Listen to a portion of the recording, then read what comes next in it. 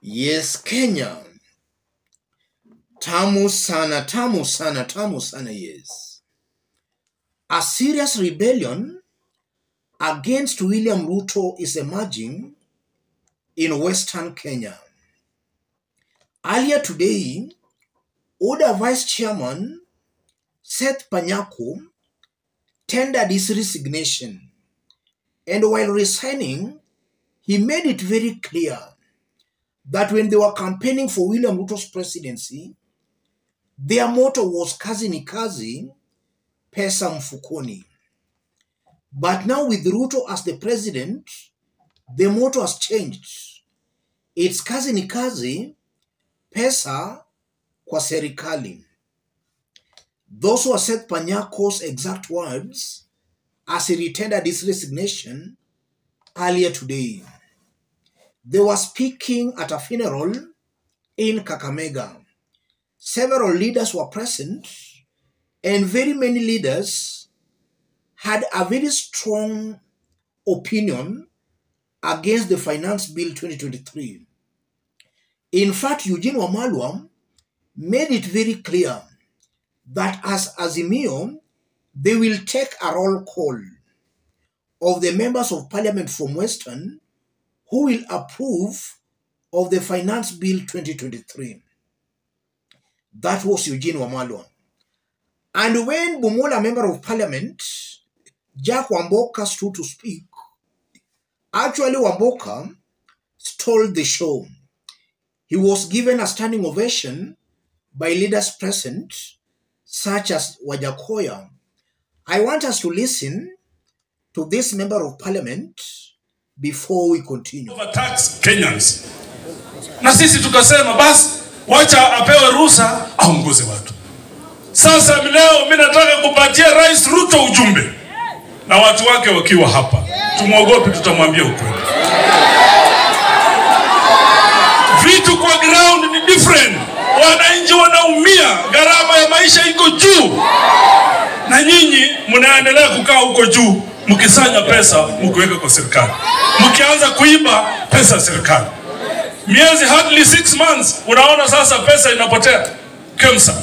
Unaona sasa sukari, ile sukari haitakani kulwa na wananchi imeingia kwa wananchi. And they're handling it very casually. Ndugu zangu, hebu nimuulize nyinyi. Ile ufisadi na tribalism iko katika hii serikali ni ngazi kubwa. Kenya iko na makabila 43. Saa hii tunaona Kenya kila nafasi kipatikana Mkalenjin. Na mimi sina shida na Wakalenjin ndugu zangu. Lakini nasema tunaishi Kenya ya makabila 43. Sisi tunataka wakati rais anaandika watu wake, aandike kila mtu. Ama namna gani? Ndugu zangu, mnakumbuka hapo Eldoret Moi University. Wakati Profesa Airo alikuwa amehitimu kwa Vice Chancellor Moi University. Magavana wawili walienda kumng'oa ofisi.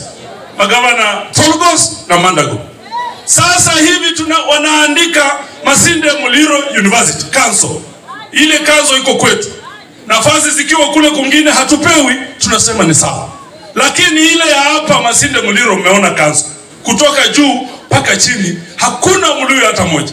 Waluya nje hawaandikwi, Waluya ndani hawaandikwi. Na wakati wanafanya hivyo, ndugu zetu wamekaa. Hao ndio wanapiga makofi. Hao ndio wanapigia Ruto makofi. Watu wetu, hii dunia imeharibika, lazima tukae chini tuone vile tutatatua. Mimi ni mmoja wa bunge ambao nimekataa finance bill na tutaipinga. Na nyinyi mkiwa hapa kama wananchi, mbunge yote akija hapa atangaze msimamo. Tuona anasimama njia gani, atapiga siasa namna gani. Asante. Thank you mheshimiwa. Wewe wacha bana, wacha hiyo baba. Mimi wanami wa Mboka, mbunge wa Bumula, nitapinga finance bill kwa sababu punda amechoka. Wananchi wa chini anaumia. Walimu hawana pesa ya 3%. Wananchi, na tulikuwa tunamwambia hivi vitu. Uhuru mwenyewe alikuwa anamwambia, mimi najua hii maneno, mkakataa. Asanteni sana. That's Bumula, member of parliament, an MP in Bungoma County. Moses Masika Wetangula's home county. And the member of parliament is making it very clear that vitu kwa ground ni different. And you have seen he has been given a standing ovation by some leaders present there.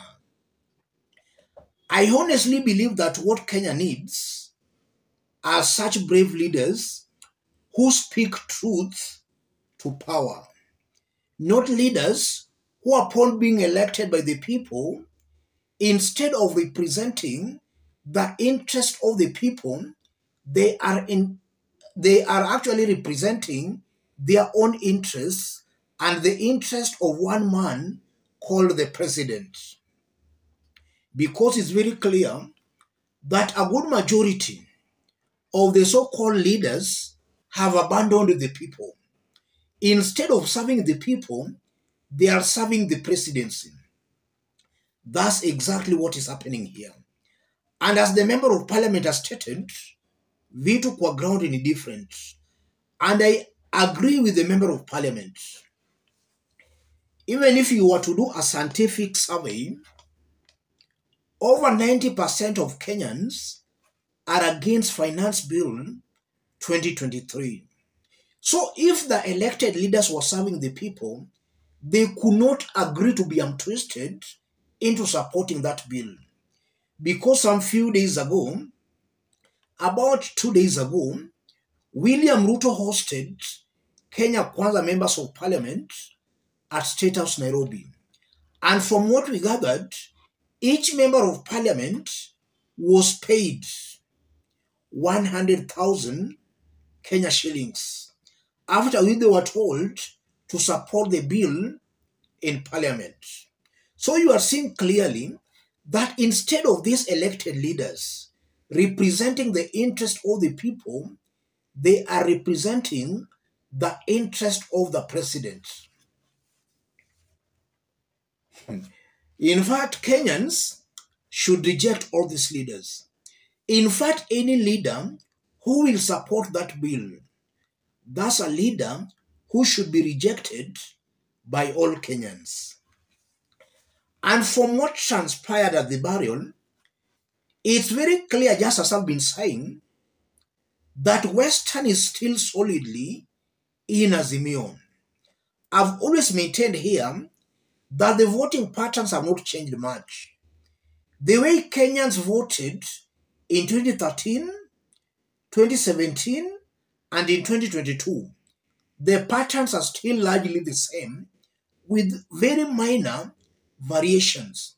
And I'm very sure that if maybe Kenyans were to go to another election today or maybe in future, the voting patterns will still remain largely the same. So any leader in Azimio strongholds supporting William Ruto's government, that's a leader clearly going against the grain. That's exactly what is happening here.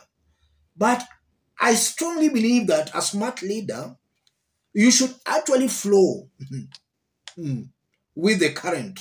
Don't go against the current or don't go against the wind, because that can be very dangerous for a leader. And it's clear any leader supporting Ruto right now in areas that have been supporting Azimio, that's a leader obviously going against the grain. And now what Azimio should do, in fact, Azimio should really use this God-given opportunity of Finance Bill 2023 in making sure they render any leader who will support that bill in parliament irrelevant on the ground. The easiest way of finishing William Ruto on the ground is by, first of all, finishing these leaders supporting him on the ground. Finishing his foot soldiers first. Finance Bill 2023 has provided a perfect opportunity for that. Azimio should seize that opportunity. And also from those sentiments, it's a fact that this government is taking Kenyans for fools. all Kenyans are paying taxes, but when it comes to government jobs, they are only going to 2 communities. Others are just being told that you just join the government. But rather, in essence, joining the government is not beneficial to any person if you are not from the mountain or from the Kalenjin Rift Valley. That's the exact truth, ladies and gentlemen. As I conclude, it's a fact that William Ruto is becoming very unpopular very, very fast. And it will be a miracle if he will reach 2027 as Kenya's president. Because if in 8 months already Kenyans are tired of him, what about in 5 years? Let me stop it there, ladies and gentlemen. In case you want to support our forum, I've pinned my number on the comment section. Contact me through the number. Let's meet in our next analysis. Thank you.